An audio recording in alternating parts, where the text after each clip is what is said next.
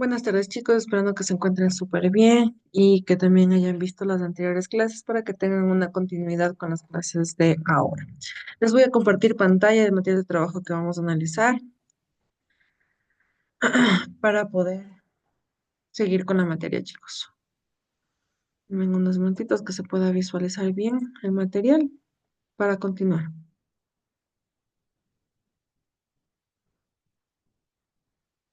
Listo, chicos. La composición porcentual. La fórmula de un compuesto indica la relación entre el número de átomos de cada elemento presente en el compuesto. A partir de la fórmula podemos calcular el porcentaje con que contribuye cada elemento en la masa total del compuesto. Recuerden que la unión de elementos que nos daba un compuesto. Lo que nos hace la composición porcentual es saber el porciento de cada compuesto, de cada elemento que hace el compuesto. El equipo de espectronomía de masas determinadas los tipos de elementos que componen una muestra y el porcentaje de los mismos. Tenemos una imagen que nos demuestra que esto es la espectrómetro de masas. Como podemos observar, este sería el artefacto con el que se ayudan los especialistas.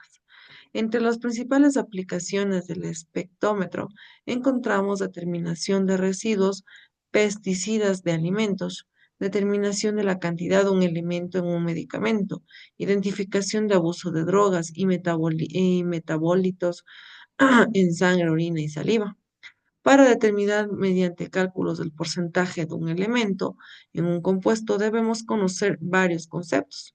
Por ejemplo, la composición porcentual es un porcentaje, como lo dice porcentual, es un porcentaje en la masa de cada elemento presente en el compuesto. So, nosotros ya desde un principio habíamos generado una definición sobre lo que es la composición porcentual.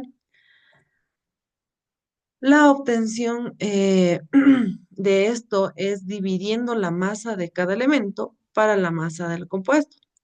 La composición porcentual, podemos decir que la ley fundamental de la química establece que todo compuesto químico formado por dos o más elementos distintos están presentes en dicho compuesto, en una cantidad o composición porcentual determinada. Tenemos aquí la formulita donde nosotros sabemos el porciento del elemento, la cantidad de átomos por el peso del elemento sobre el peso del compuesto por 100. Porque necesitamos ¿qué? El porcentaje. El porcentaje es lo que nos pide a nosotros la composición porcentual. Porcentaje, chicos. No se confundirán. Tenemos la primera formulita, que es esta, que es la que vamos a utilizar después cuando necesitamos sacar el porciento del elemento. Y vamos a seguir. Tenemos un ejemplo de todo esto y nos dice que determinemos cuántos átomos de aluminio y de oxígeno hay en el óxido de aluminio. En el aluminio tenemos dos átomos y en el oxígeno tenemos tres. Podemos ver que la fórmula de Al2 o 3, o también llamado óxido de aluminio, que hay dos átomos de aluminio y tres átomos de oxígeno en el compuesto. Es lo primerito que nosotros debemos observar en el compuesto, ya que los átomos que conllevan cada elemento en este compuesto. Veamos el ejemplo número 11 que dice que calculemos el porcentaje del hidrógeno, fósforo y oxígeno presentes en el ácido fosfórico. ¿Qué podemos observar? Que tenemos, además de hidrógeno, oxígeno y fósforo, tenemos 1 gramo por 3 serían 3 gramos. ¿De qué? De hidrógeno. ¿Por qué? Porque aquí tengo un átomo de hidrógeno, tres átomos de hidrógeno. Y aquí en el fósforo tenemos 31 y en el oxígeno 16. ¿Ya? Cada uno por 1, por 4, porque aquí está por 3 por 1, porque aquí no me enseña nada, pero sabemos que aquí existe el uno imaginario, el 4, y cada uno lo hacemos así, 3 gramos, 31 gramos y 4 gramos. Para hacer esto tenemos que sumar los resultados correspondientes, 3 más 31 más 64 sería igual a 98 gramos de ácido fosfórico. Ahora, el ácido fosfórico se puede aplicar tanto en abonos como en la química. En abonos, por el abonos foliares, que son plantas y fetigarración, cultivas arbóreas, y también la química, que regula el pH y la fabricación de fosfatos. Vamos a seguir con el ejemplo y dice que podemos ver la cantidad de átomos de cada elemento dentro del compuesto para el H3PO4 o ácido fosfórico. Hay 3 átomos de hidrógeno, 1 de fósforo y 4 de oxígeno. ¿Cómo hago esto?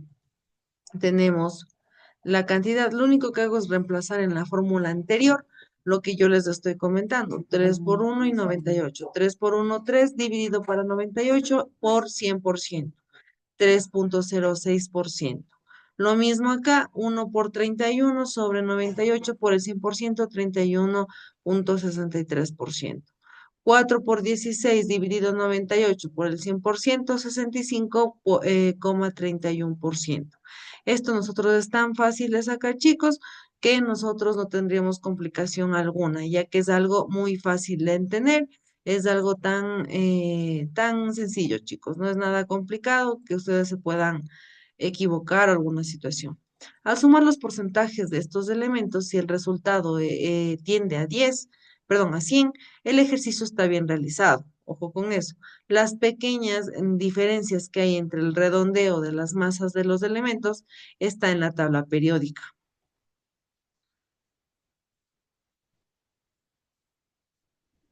La fórmula empírica y molecular. Al determinar la fórmula empírica de un compuesto, conociendo su composición porcentual, podemos identificar experimentalmente los compuestos. La proporción del número de átomos de cada elemento que constituye un compuesto queda reflejada en su fórmula. A partir de ella es muy sencillo calcular la proporción entre las masas de los elementos expresada en porcentaje. La composición centesimal se obtiene al analizar la composición en masa de un compuesto de laboratorio. La composición centesimal, la fórmula empírica y la fórmula molecular son maneras de expresar la composición de un compuesto. Ahora, ¿cómo podemos nosotros identificar esto? Pues la composición centesimal nos dice que cada elemento es un compuesto que representa las 100 unidades de masa de compuesto. Ejemplo, el 40% del carbono y el 60% de hidrógeno. La fórmula empírica nos dice que es la mínima relación que hay entre los átomos de un compuesto. Por ejemplo, C2H5. La fórmula molecular nos dice que es la relación real que existe entre los átomos de un compuesto. Por ejemplo, 2 por CH2, C2H5, que nos daría como resultado C4H10. ¿Por qué? Porque yo estoy multiplicando. ¿Qué multiplico?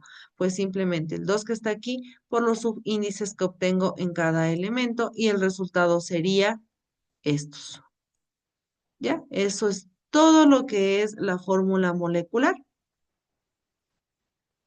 Vamos con un ejemplito para que se pueda entender de mejor manera. Dice que tenemos, perdón,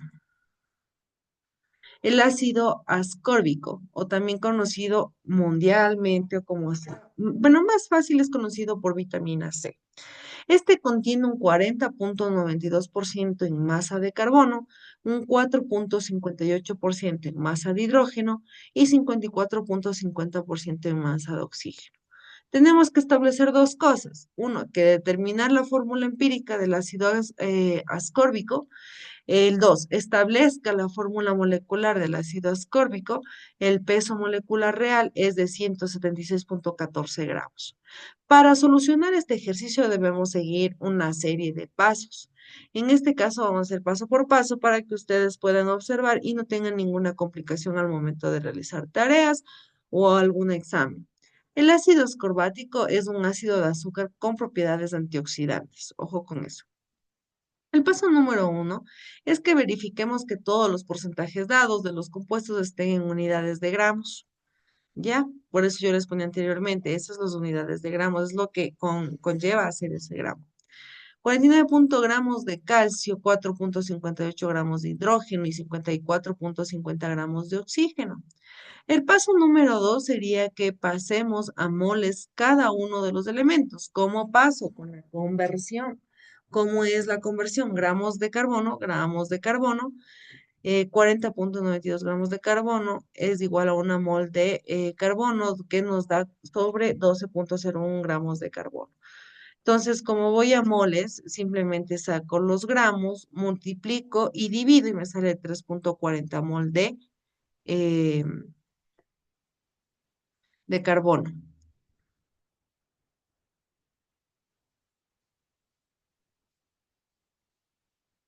Ya. Ahora, vamos con el hidrógeno. El hidrógeno nos decía que tenemos 4,58 gramos de hidrógeno. Lo mismo, ¿no? La conversión. Separamos lo que es gramos de moles y simplemente nos da 4,53 gramos de hidrógeno. En lo que es el oxígeno, de igual manera, todos son lo mismo. Por ejemplo, 54,50 gramos de oxígeno por una mol de oxígeno sobre 16 gramos de oxígenos. Nos da como resultado, al realizar tanto la simplificación como la multiplicación y la división, 3,40 moles de oxígeno. Bueno, chicos, ¿qué hacemos aquí? Pues simplemente estamos multiplicando y al último dividimos, chicos. El paso número 3. Como base en las respuestas obtenidas, identifiquemos que el valor menor y dividamos los resultados que establece. Tenemos 3,40, que es el valor menor que nosotros tenemos, que en este caso sería del oxígeno, sobre 3,40 me daría 1. 4,53 por 3,40 me daría 1,33 y 3,40 de mol sobre 3,40 de mol es 1. ¿Ya? El paso número 4 nos dice que si los resultados obtenidos son números enteros, pasemos al paso 5. Caso contrario, multipliquemos que cada número, pero siguiendo una orden, hasta que el resultado sea un número entero. Entonces, si multiplicamos por 2, tendríamos 1 por 2, 2. 1,33 por 3, 3,99, que redondeando me daría 4. El oxígeno 1 por 3 es igual a 3. Esto que nosotros observamos en la partecita de acá, pues eso se llama un butano. La fórmula molecular es de CH4, perdón, C4H10 y la fórmula empírica de C2H5.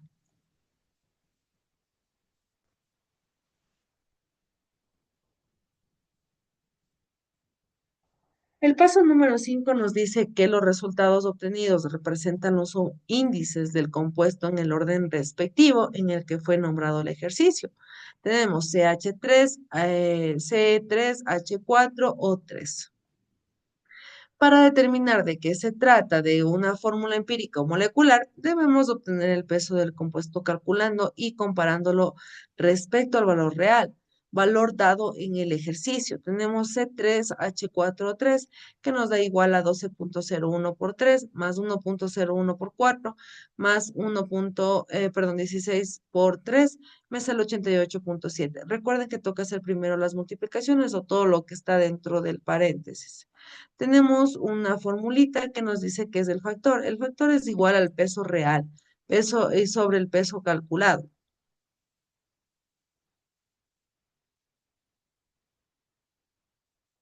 Ya, sobre el peso calculado. Esto nos da igual a que, reemplazando, nos daría igual a 176,14 sobre 88,07 es igual a 2, porque yo lo que hago es dividir en ese paso.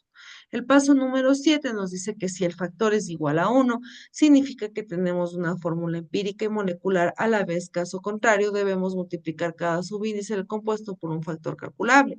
Y ese será el resultado de la fórmula molecular.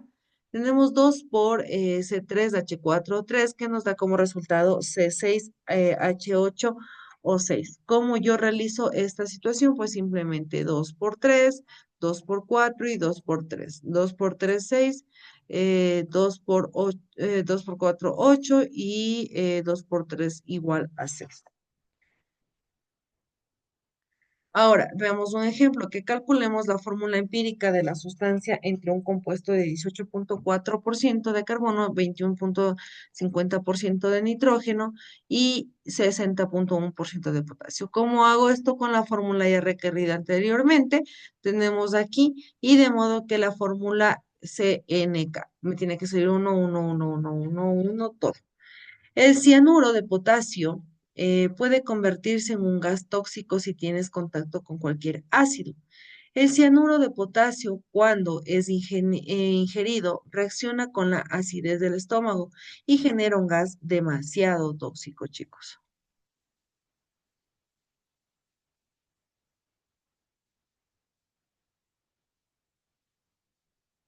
El balanceo de ecuaciones. ¿Cómo yo hago esto? Hay que poner bastante atención, que nosotros vamos a necesitar después para las otras clases, cómo saber qué se hace el balanceo de ecuaciones.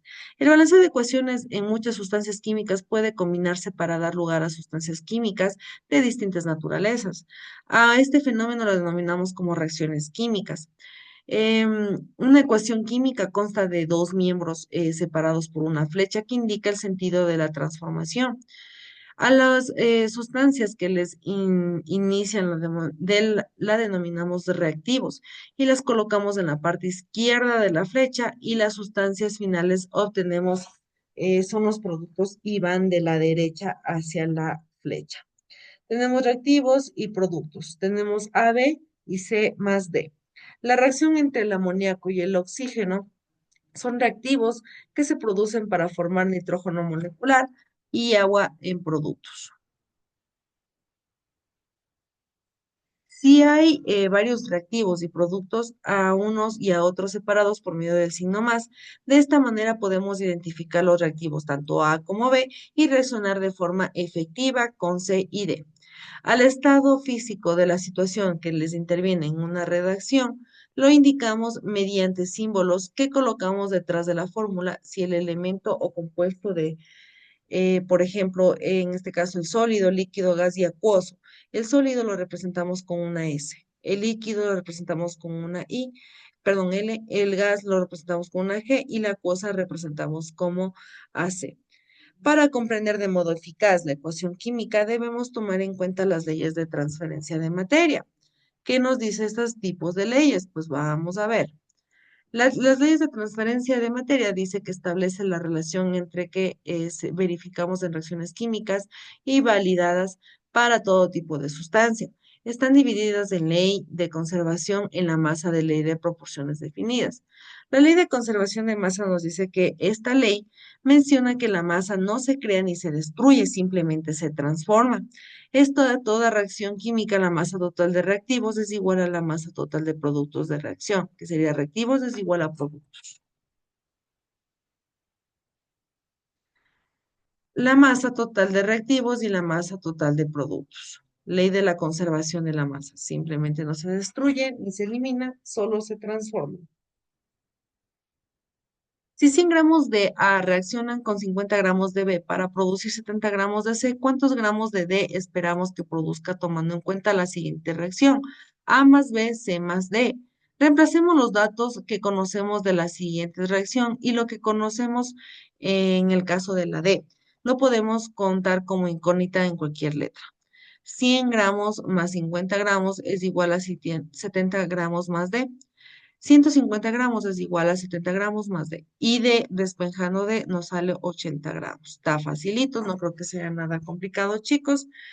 Joseph Louis Proust es un fundador de la química moderna que en 1799 anunció la ley de la eh, proporción definida o ley de Proust, en donde observó que las cantidades relativas de los elementos constituíamos de un compuesto permanente, constantes, independientemente del origen del compuesto inicial. La ley de proporciones definidas. Cuando cambiamos dos o más elementos forman un compuesto. Siempre obtenemos agua independientemente del procedimiento por cada gramo de hidrógeno. Ha reaccionado exactamente 8 gramos del oxígeno. 2 gramos de hidrógeno más 16 gramos de oxígeno que nos daría como resultado y así mismo sucesivamente con los demás. Ya nos da como resultado 1 gramo de hidrógeno más 8 gramos de oxígeno. La ecuación química describe obviamente las reacciones con las que va en las leyes la transformación de la materia. Esto nos indica qué proporción interviene la molécula y los productos de reactivos químicos, ¿cómo se llama? Llamados coeficientes estequiométricos. Así se llama la ecuación química que representa La síntesis de amoníaco es la ecuación no balanceada, así que la síntesis de amoníaco quedaría como NH3. Perdón. Pero la ecuación no está completa porque al lado izquierdo tiene el doble de átomos del nitrógeno que al lado derecho. De igual manera, hay una diferencia entre el número de átomos de hidrógeno y el lado izquierdo del derecho. Tenemos que la ecuación balanceada muestra una molécula de nitrógeno, una mol de nitrógeno y 25 gramos de nitrógeno. Ya todo eso está reunido aquí. De esta manera es como nosotros podemos culminar con la clase del día de hoy, esperando que se encuentren súper, hiper bien, que les vaya súper bien, chicos. Tienen toda el video para ver cuando ustedes desean y por favor ver con tiempo para que no pierdan la continuidad del trabajo. Nos veríamos la próxima clase. Chao, chicos.